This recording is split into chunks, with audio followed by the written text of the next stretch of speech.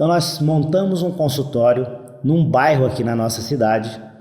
Esse bairro é um bairro pequeno e nós não tínhamos clientes.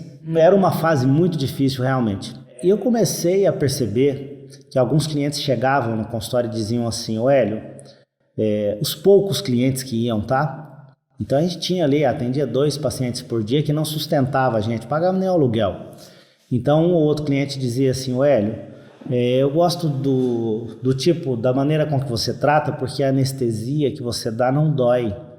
Eu tinha aquele hábito de balançar o lábio do meu paciente para poder fazer anestesia. E isso, exatamente isso, encheu o meu consultório.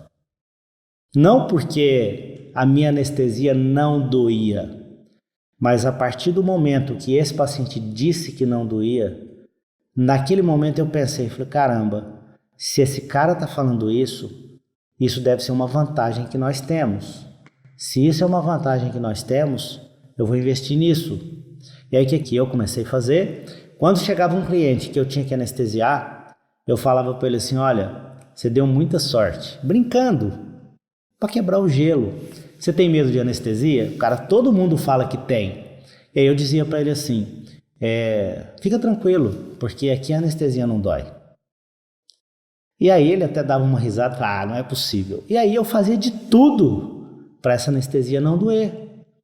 Então eu passava um anestésico tópico, secava bem, esperava bastante, pegava ali a minha carpule, ia fazer anestesia, e aí eu balançava o lábio do paciente para enganar ele, para que ele não sentisse aquela anestesia, fazia só um botão, daquela mesma forma que a gente faz na odontopediatria, a gente faz um botão anestésico, eu esperava um pouco e depois eu anestesiava de novo.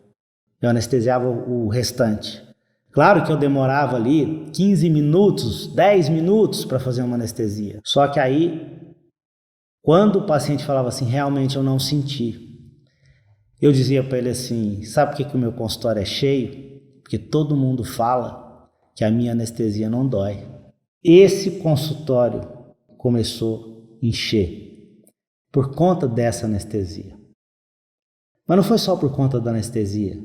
Foi porque eu antes plantava uma semente, eu dizia para o paciente que não ia doer. Então eu abria o filtro dele para ele enxergar isso.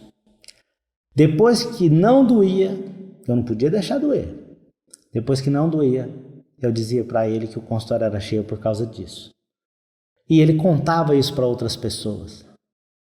É claro que isso pode de repente alavancar o seu consultório? Pode.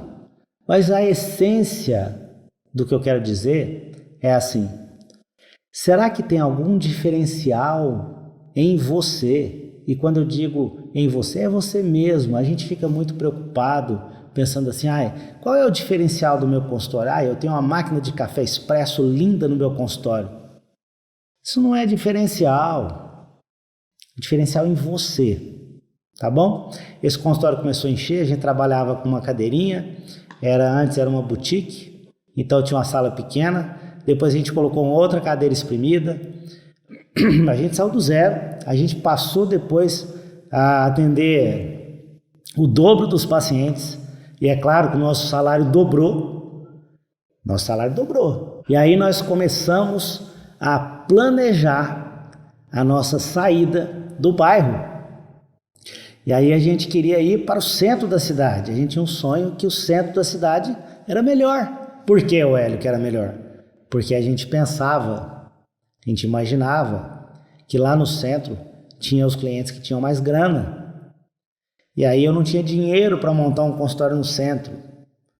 Mas não existe obstáculo quando você acredita que sempre tem uma opção, que sempre tem uma solução.